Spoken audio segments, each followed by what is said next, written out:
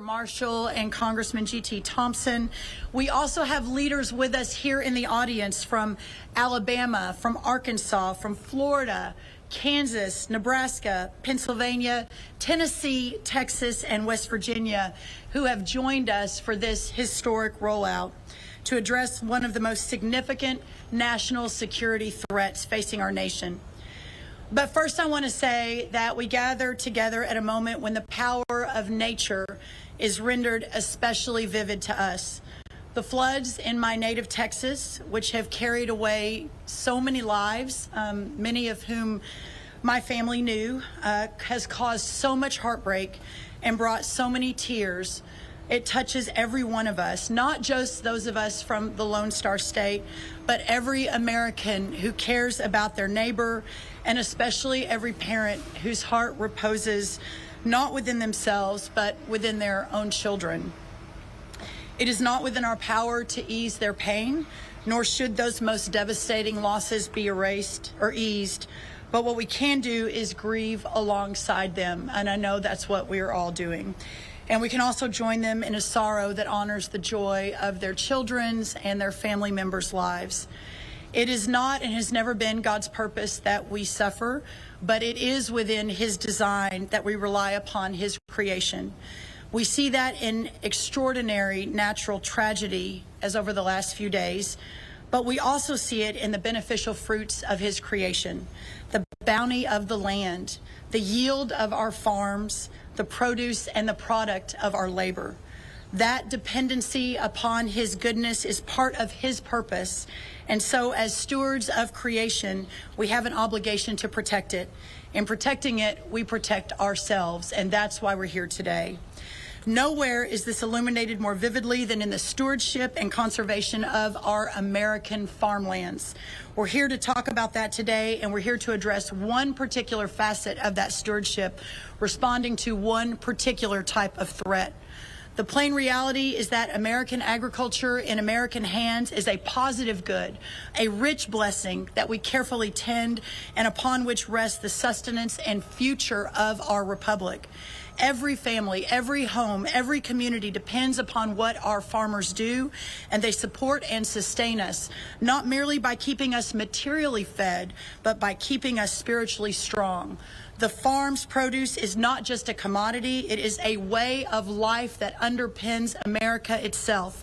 And that's exactly why it is under threat from criminals, from political adversaries, and from hostile regimes that understand our way of life as a profound and existential threat to themselves.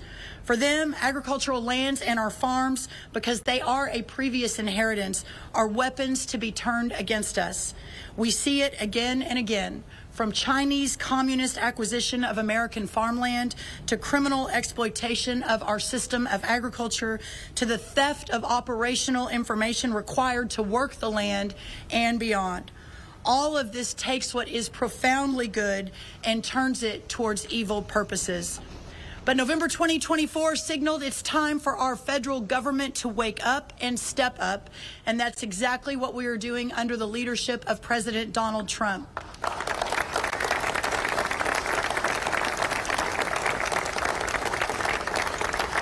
With this announcement today, we are taking this purpose and our American farmland back.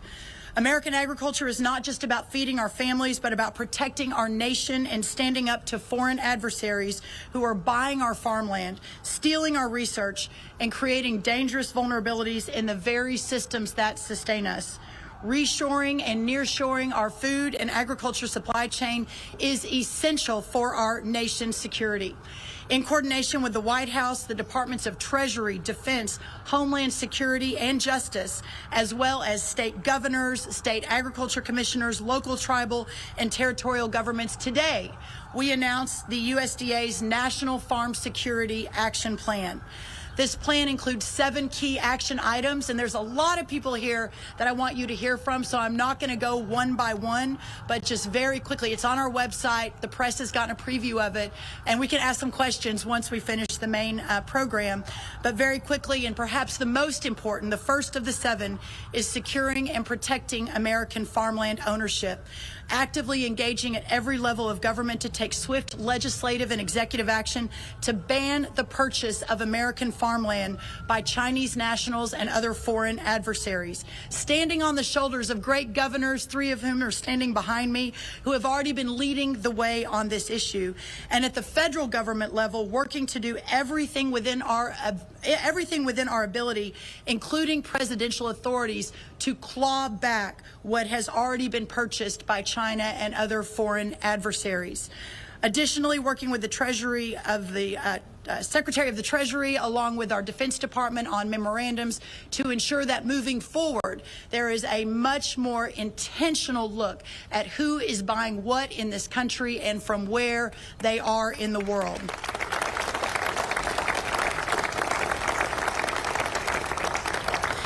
Also enhancing our agricultural supply chain resilience, also protecting our U.S. nutrition safety net from fraud and foreign exploitation.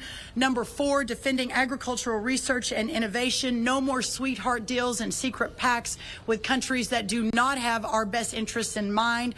Number 5, making sure that America First is in every USDA program, from farm loans to food safety. We have already canceled 7 active agreements with entities in foreign countries of concern and will continue to cancel additional agreements moving forward. I signed a memo today, thank you, which immediately removes 70 citizens from countries of concerns that currently are affiliated with the USDA through contracts or research arrangements. And we are working to issue regulatory action to remove over 550 entities from foreign countries of concern from our preferred catalog. Number 6, safeguarding plant and animal health, working to make sure that we know what is coming in and how to control animal diseases. And number 7, protecting critical infrastructure from our farms and our food and our supply chains, again, along with so many partners across this government here in Washington and across our states. Now, please help me welcome to the podium the amazing Secretary Pete Hegseth. Thank you all.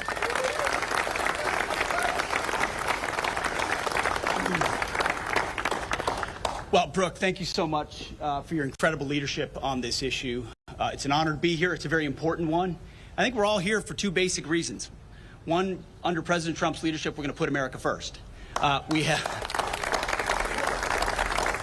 America, American land, American basing, American troops, American citizens. You have a Secretary of Homeland Security who cares about Homeland Security.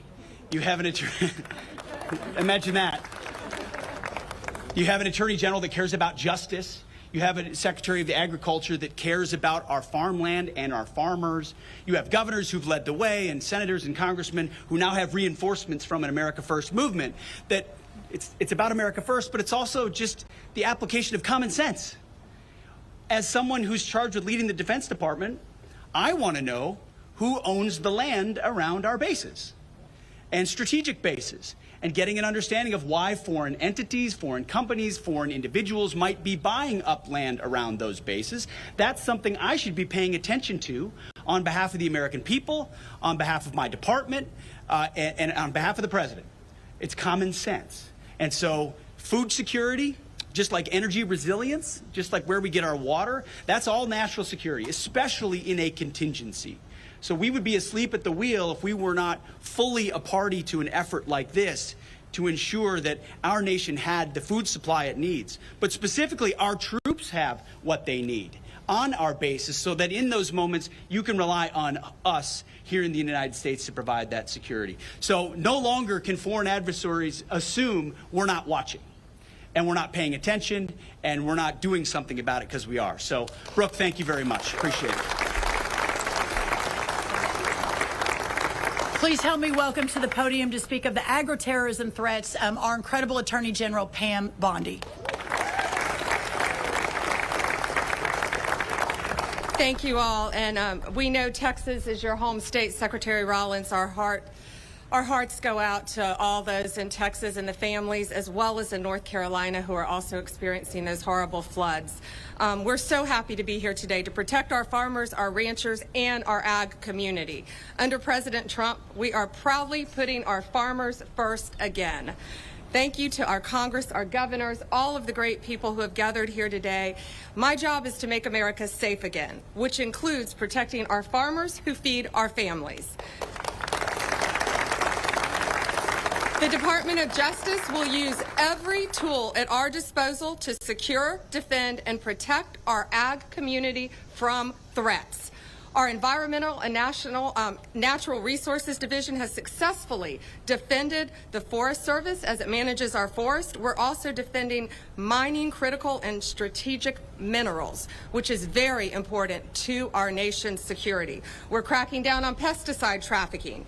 And we are doing this by closing the southern border, working hand in hand with our great Kristi Noem, where illegal and highly toxic chemicals from Mexico were smuggled into the U.S., and the Department of Justice is prioritizing the arrest of those illegal aliens doing it. Additionally, our National Security Division is actively monitoring foreign threats to American agriculture. Last month in Michigan, this is very frightening, we charged 2 Chinese nationals for attempting to smuggle potential agro-terrorism weapons into the United States. Both of them have ties to the CCP. Just days later, we arrested another Chinese citizen for sending packages of concealed biological materials into the United States. It's going to stop. FBI has opened over 100 bio-smuggling investigations in recent years. We will prosecute you. We will hold you accountable. Thank you to everyone who is here today, especially Secretary Rollins, Secretary Hegseth, all of our good friends, governors, my good friend, Governor Huckabee. And we will, all of us, will never back down from supporting our American farmers. God bless you. And God bless America. Next, the incredible Homeland Security Secretary, Kristi Noem, everyone.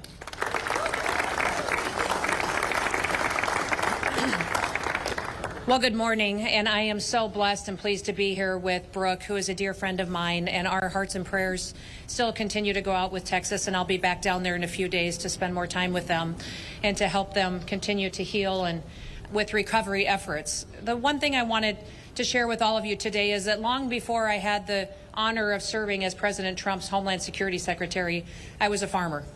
I was a rancher. In fact, I've worked on food policy for over 30 years. And I recognize that food policy is national security policy. A country who cannot feed itself, cannot take care of itself, and cannot provide for itself is not secure. And that we have to be able to feed ourselves to make sure that no other country ever controls us. And I've watched for decades as evil foreign governments, including China, have come into this country and they've stolen our intellectual property. They've manipulated their currency. They've treated us unfairly in trade deals. They've come in and purchased up our processing companies, stolen our genetics. In fact, I've worked in this building off and on commissions and projects and laws and different statutes to ensure that China did not completely take control of our entire food supply chain, recognizing that the United States of America would be in jeopardy if that ever were to happen. I've watched them come in and establish a presence in stealing our chemicals, in providing our fertilizer for us. And so 2 years ago, when I served as governor of South Dakota, we passed a law in our state that said China and 6 other foreign evil governments would never own our farmland. And I'm very proud to say that in South Dakota, China does not own any of our land, nor will they ever own any of our land. While I served in Congress, I worked hard to put in programs that would help manage risk for farmers. I tell people all the time, farmers are the biggest gamblers that I know. They go to a bank oftentimes and they have to borrow money to buy land. Then they go back to the bank and they need machinery to work that land, and so they borrow some more money to do that. Then they have to go back and get an operating note to purchase seed and fertilizer or chemical potentially. And they put it in the dirt And they hope that months later it'll rain, the sun will shine, and that there'll be something there that they can pick up, that they can sell, and then that the markets that are beyond their control, that there will be a price there that will help them cash flow so they can go back and do it all over again the next year. They do that so that they can feed this country, so that they can feed this world. In fact, growing up as a little girl and as a daughter of a farmer and a rancher, I always felt like God loved farmers more. I mean, if you look at the Bible, look at Scripture, and you look over and over again, he talks about sowing and reaping and cattle on 1,000 hills and your barns to overflowing. And so I feel like there's a special blessing on farmers. And the fact that we have a president and that we have a Secretary of Agriculture that recognizes the importance of food policy and what it means to this country's security is so wonderful. It's such a change from what the previous administration and how they prioritized our farmers and ranchers. So now as the Secretary... Now, as the Secretary of Homeland Security, I have responsibilities when it comes to securing our homeland. But many of those responsibilities have to do with securing our critical infrastructure. We have the responsibility for 10 of our 16 critical infrastructures, which means our electrical grid, our water supply chain, how we protect and run this country, and what we do to make sure the people here are safe, but not just the people, the products and goods that come in and out of this country. Our Customs and Border Protection units are the ones that all of our goods come into this country and leave this country on, and their investigations and how they inspect our ag products are critically important to make sure that we aren't facing any kind of threats from what kind of products may come into this country or what kind of terrorist acts might happen from goods that other countries may wish to send to us that would harm our food supply. We will continue to make sure that we have the systems in place, the people in place, the experts in place, and the policies in place to make sure that this country always feeds itself, and that we always have the ability to grow our own food, and that we rely on no one else to feed the people of the United States of America, because it is a national security issue when a country cannot provide for itself. And we will never let any other country control our food supply or control our people, because we will always be the great United States of America. Thank you.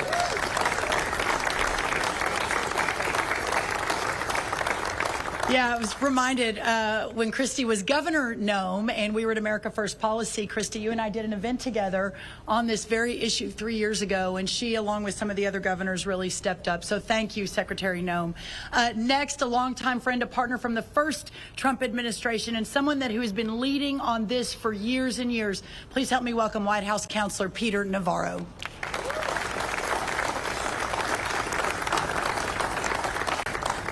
What a beautiful day to be out here, and it's difficult, I think, for a lot of Americans to wrap their head around what we're talking about today. We're such a good and kind nation that has done so much for the rest of the world over so many decades, including fighting 2 world wars on behalf of the rest of the world.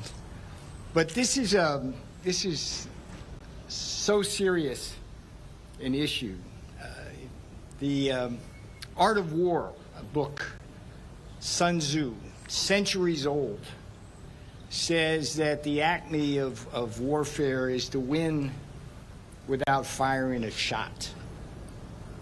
You fast forward to a book that was written by 2 high-ranking military officials in China called Unrestricted Warfare. And you understand that we are indeed in a new world where kinetic warfare is not the first choice of our rivals anymore. Rather, it is things like sending us seeds or trying to steal our seeds or trying to change the seeds. It is acquiring our supply chain in agriculture. It's setting up spy shops on land next to military bases. Do you remember when that balloon, it was just a weather station? We seem so naive about so much of this, when in fact we have nations and bad actors trying to do bad things using our supply chains now as weapons. The world changed yet again on April 2nd when the Chinese embargoed critical minerals. not just on us, but for the rest of the world.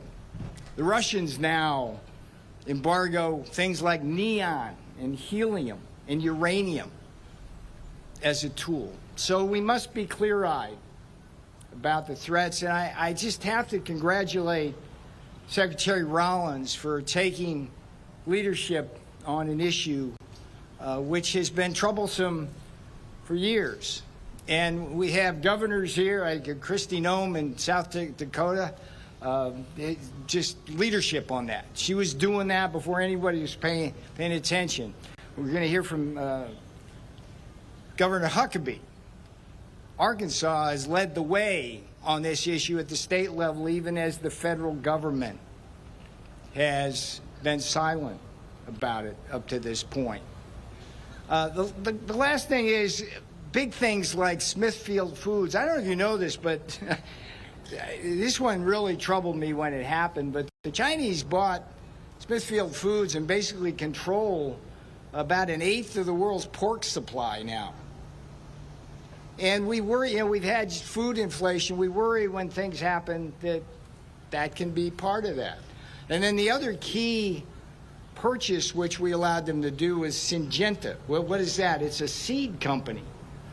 And in a world of ever-changing pests and things like that, and climate differences about where water is and things like that, seeds really can be the revolution that keeps the world fed. And China now owns a key part of that. So what Secretary Rollins is doing today, it's a historic day. She's putting down the marker that the United States is no longer going to tolerate the attacks on our agricultural system, not just the land, but the supply chain as well.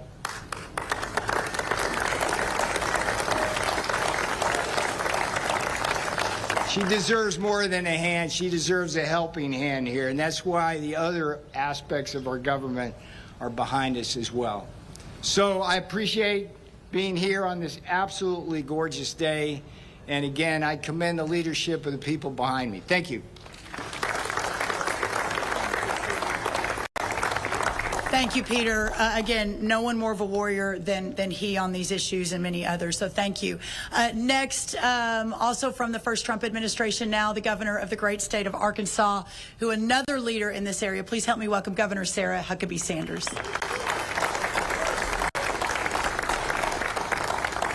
Good morning. It is incredible to be here and be joined with people who really understand what it means not just to love our country, but to be willing to do things that actually preserve, protect, and allow us to pass on what makes our country so great to the next generation. And that's exactly what you see in the collaboration of the people that are gathered behind me.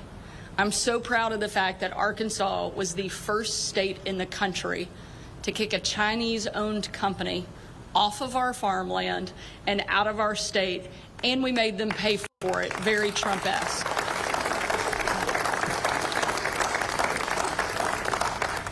And in the last couple of months, we've passed new legislation just this year allowing us to prohibit them from now not only owning farmland in our state, but from building or buying land around our military bases and critical infrastructure. It is something that has to happen and something that states have been leading the way on. But unfortunately, our states can't do it alone. That's why events like today matter so much.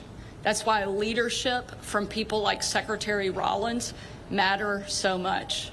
The fact that we now have a president who understands who our real enemies are and is willing to take them on is making a huge difference, not just in our country, but around the world. You know, we've talked a lot about today a country's ability to feed itself, but that's not the only place, and that's not the only role agriculture plays. A country has to be able to feed itself, fuel itself, and fight for itself to truly be free. And that's why what this group represents is every component of that. And we now have a president who understands it and is willing to do everything within his power to make sure the United States continues to be the greatest country on the face of the planet. And that doesn't happen by accident. That happens because we have great leadership. And I'm proud of the role that Arkansas has been able to play, but I'm more excited about the leadership that we now have in Washington that is going to take this to all 50 states and, frankly, all across the world. Having this group, there are no people I have greater confidence in. Secretary Hegseth leading the greatest military on the face of the planet, and nobody better suited to do so. He's tough, and I'm pretty sure he could take every member of the cabinet in an arm wrestling competition, but he's not the only tough one up here. There's no chance that China has going up against my friends Pam Bondi, Kristi Noem, and Brooke Rollins. They are not only the toughest women in Washington, they're some of the toughest people in all of America. And this group of people, under the leadership of President Trump, is not only going to protect our great country, but they're going to make sure that we have the ability to pass it on to the next generation behind us. I'm so grateful for their leadership, so thankful I get to be part of an effort that is going to make sure that the freedom of our country is protected and preserved for every single American to enjoy. Thank you for letting us be here, and thank you, Brooke, for putting this amazing event and this great plan together to help our country. Thank you so much.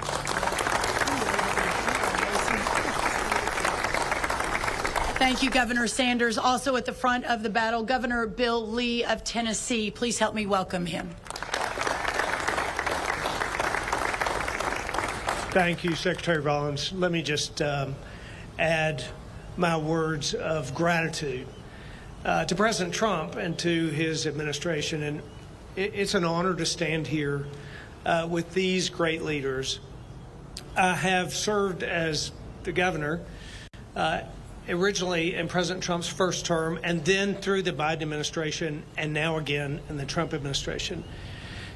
During the years when President Trump was not in office, and governors like myself and Governor Sanders and Governor Pillen were working individually to secure our farmland. So in Tennessee, we have passed laws that prohibit ownership, that require divestment if found, that impose strict penalties for those foreign adversaries who take our property. We have also passed the Farmland Conservation Act in order to make it easier for the next generation of farmers to live and operate in our state. But that work was really hard in the previous Biden administration because we didn't have a partner who understood the threats and the challenges that we understand in Tennessee. So I'm so grateful for President Trump's leadership here, especially for Secretary Rollins' leadership, who she and I connected early on. My family is a multi-generational farming family as well. And I understand that when my grandfather was farming in Tennessee, the issues that we're talking about today didn't exist. But for my grandchildren who live on our family farm in Tennessee today, we understand that our farmland is not just dirt. It is our national security. It is our economic future. It is our children's heritage. And it is under threat. And the leaders here recognize that. And we've taken steps at the state level, but now, refreshingly, we have an administration in multiple cabinets who are coming together collaboratively with governors across the states and making sure that America's future is preserved for the next generations. Thank you.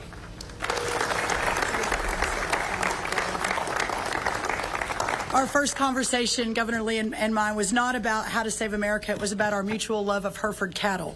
So we are forever bonded. Listen, y'all, next, another great governor, great leader on this issue. Please help me welcome Governor Pillen of Nebraska.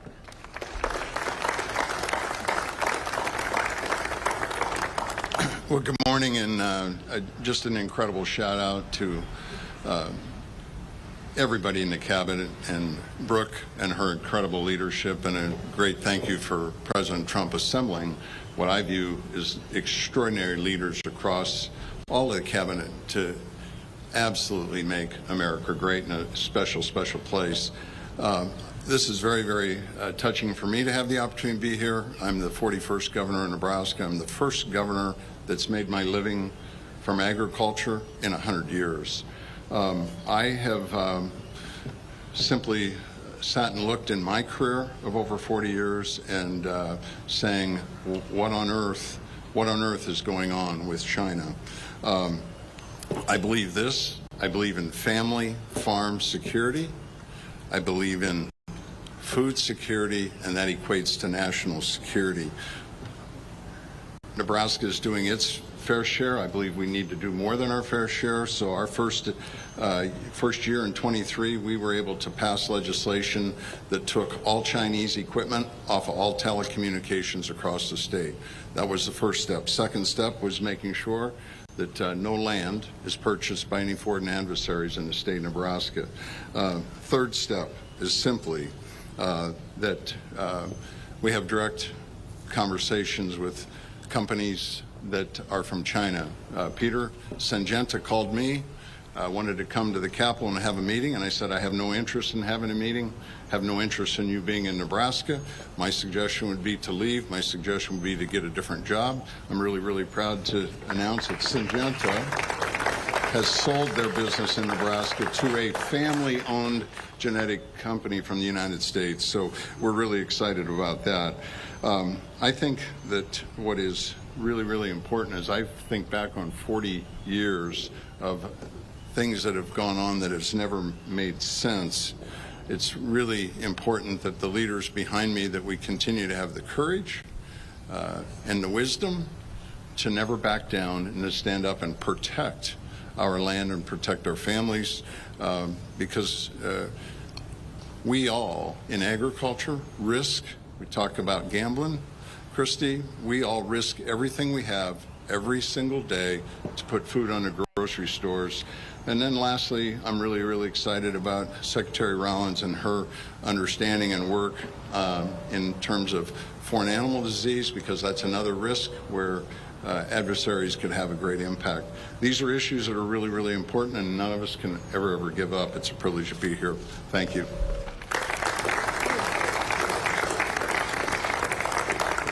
Now, Senator Tommy Tuberville from the great state of Alabama. Damn, she didn't call me coach. I always look for a day like this when I was coaching. I'd work the hell out of them, and we'd line up down there in the parking lot and just run for about an hour, you know. Just think about it right now, though. Our farmers every day go out in this every morning to scratch the ground to try to make a living and try to feed all of us in this country. They're very important. I'm on the Ag Committee, Armed Services Committee. I've seen it all. I'm not a politician. I've been on the front row and been able to watch the devastation of our farming community in the last 4 years under the Democrat, Socialist, Communist Biden party. It was devastating. Input cost high, $5 diesel. Instead of a $700,000 cotton picker, they're $1.5 million. They wanted to put our farmers under. We lost 150,000 farms and 25,000 farmers in the last few years. Folks, we are in trouble in ag, really trouble. And we just tried to help them with reference prices in the big, beautiful bill we just passed, but they're going to need a lot of help. They are scratching and clawing just to make a living. Thanks for Brooke putting this on. China is a threat. They're not a threat. They are dominating us in almost everything that they do, because we've set back and the politicians have been counting their money instead of doing what's right and helping this country stay in the front. We've got to be number one. We can't be number two. We've got to fight back. They are coming into our country and buying our farmland. In my state of Alabama alone, they own 2.2 million acres of farmland. That's right, in Alabama. Foreign adversaries. It's embarrassing of what we've done. Now, don't blame the farmers. The farmers have to make a living, and if they can't make a living, they have to sell their farmland. The Biden administration forced our farmers to sell their farmland by all the things they did to them. It's a disgrace. Brooke is going to bring that back. President Trump's going to bring that back. The one thing I'm trying to do is I'm trying to pass the Farm Act, Foreign Adversaries Act. What is that? We have a group in this country called CFIUS. CFIUS is a group of cabinet members that determine who buys what if it's a foreign sale. I mean, they all get together and they look at it, whether it's a steel company, whether it's farmland, whether it's some kind of business. That's what CFIUS does. And it's made up of high-ranking cabinet members in the White House. Who is not on there? The Secretary of Agriculture. What the hell are we doing? I mean, how far behind are we? We have to get the Secretary of Agriculture on CFIUS to protect our farmland. If we don't do it, we're going to continue to lose at the end of the day. So thanks for being here. In a few minutes, we'll line up down in this end zone, and we're going to start running this way until I get tired of watching. Thank you very much. God bless you. Oh, Coach, thank you so much. Next up, Senator Roger Marshall, then Chairman G.T. Thompson of the House will close it out, and then we'll answer a few questions. Please help me welcome Senator Roger Marshall.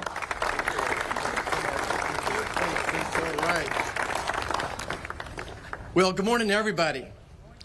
America's abundant food supply is not guaranteed. It's a strategic asset we must fiercely protect. Farm and ranch security is national security, and I'm proud today to share how Kansas is at the heart of this mission. Today, we tell China to get the hell out of American agriculture. Today, China, here's your ticket. Do not pass go. Get the hell out of American agriculture. And the Trump administration is going to lead the way. Now, I want to start by just thanking Secretary Rollins, and maybe we can help you get some Angus cattle someday for your farm. But I do want to thank Secretary Rollins and President Trump and his administration for his unwavering commitment to our farmers, our ranchers, and rural America. The big reconciliation bill we just passed exemplifies this support. It strengthened the farm safety net, including increased reference prices. It makes key business tax deductions permanent and doubles the estate tax exemption up to $30 million for couples and streamlines the 45Z tax credit. Folks, 45Z is going to do more for agriculture than all the soybeans and sorghum we sold to China in the past 5 years. This bill empowers our agriculture communities and secures our family farms for generations to come. Now, as a fifth-generation farm kid, I learned how agriculture underpins our economic stability, our public health, our national defense, our geopolitical autonomy, and our rural way of life. It contributes $1.5 trillion to GDP and supports over 22 million jobs, yet we often take it for granted. Our farmers, our ranches, our food supply chains face grave threats, specifically bioterrorism, procurement disruptions, and foreign ownerships. A virus like COVID, which was made in a lab, could target our beef and dairy cattle industry next, or a fungus could devastate our wheat and our corn. Whether it's from nature or made in a laboratory by a foreign adversary, these risks demand vigilance. Let me share how Kansas is leading the fight. We're proud to host the Animal Health Corridor that stretches from Columbia, Missouri to Manhattan, Kansas, the Little Apple, to Lincoln, Nebraska, where cutting-edge research thrives. And why in the world we let scientists from foreign adversaries in those experiments and in those laboratories, I'll never know. And why we're doing research with American dollars in those foreign countries of threats, I'll never know either. I want to thank President Trump. In his first term, he welcomed USDA's Economic Research Service, the National Institute of Food and Agriculture, to Kansas City, which complements the National Bioagro Defense Facility in Manhattan. This synergy makes Kansas a global hub for agriculture innovation. Our strength lies in our collaboration. By uniting public and private sectors with land-grant universities like my alma mater, the fighting, ever-fighting, mighty Wildcats of Kansas State University, we're building a resilient food supply. There you go, Coach Tuberville. Let's go Wildcats. I want to just commend the Department of Defense and all the agencies up here today for your joint efforts to combat diseases like avian influenza, screwworm, and foot and mouth, protecting our farmers and communities. And finally this, let me just concur with Coach Tuberville that I'm going to champion for the Secretary of Agriculture to be part of CFIUS. President Trump could appoint her, and Congress can make that legal for years to come as well. That's the best way to counter these emerging threats. Think about it. China right now owns land next to Whiteman Air Force Base, where our B-2s were launched that did just a spectacular job of, yes, obliterating Iran's nuclear armament. They own land next to Fort Riley, Kansas, home of the Big Red 1 1st Infantry Division as well. We need someone who thinks agriculture when they wake up in the morning and they go to bed and they think of agriculture as national security. Again, we can't take our food supply for granted. Kansas is leading the way, but it takes a national resolve to protect our farms, to fortify our biosecurity, and keep America's food in Americans' hands. Thank you so much. God bless us. Have a great day. Thank you. Quick announcement, as of this afternoon, I will be officially a member of CFIUS, so that is happening. It's an incredible team at USDA and our great Treasury Secretary, Scott Bessent. Finally, from the amazing agriculture state of Pennsylvania and chair of the House Agriculture Committee, please help me welcome G.T. Thompson. Good morning, everybody. What a glorious day. A great day for making hay. And a great day for making history. For making history in terms of making sure that we are taking these next steps to secure both farm security and food security, which quite frankly is national security. As chairman of the House Agriculture Committee, I'm so appreciative to President Trump, to Secretaries Rollins, Hegseth, and Nome, as well as Attorney General Bondi for their recognition that food security is national security. In the Agriculture Committee's preparation for the Farm, Food, and National Security Act, we identified threats to food security impacting America's #1 and most essential industry, which is agriculture. Our farmers are on the front lines of food security, and that is essential to our national security. America's farm families are facing serious challenges, from foreign threats to our farmland and the theft of our intellectual property, to high energy costs driven by out-of-control inflation from the previous administration, market instability, poor SNAP integrity, crushing taxes, extreme weather, and an often unreliable workforce. All of these make life harder for America's farm, ranch, and forestry families, and jeopardizes our country's food security. I want to thank President Trump for using every tool at his disposal to make America's food supply safer. The One Big Beautiful Bill included a historic investment in our agriculture value chain, including provisions from the bipartisan Farm, Food, and National Security Act. The One Big Beautiful Bill includes investments to strengthen our livestock biosecurity from foreign animal disease, as well as delivers major tax relief, shields the next generation of farmers from the death tax, supports affordable energy policies that keep family farms running and food prices low. It includes historic integrity measures for the SNAP program and so much more. But there's still a lot of work left to be done. On behalf of the House Agriculture Committee, I look forward to partnering with Secretary Rollins and others across the administration on this important initiative. Farm and food security is national security. Thank you to President Trump and this dynamic cabinet team for your commitment and your leadership. God bless and thank you so much.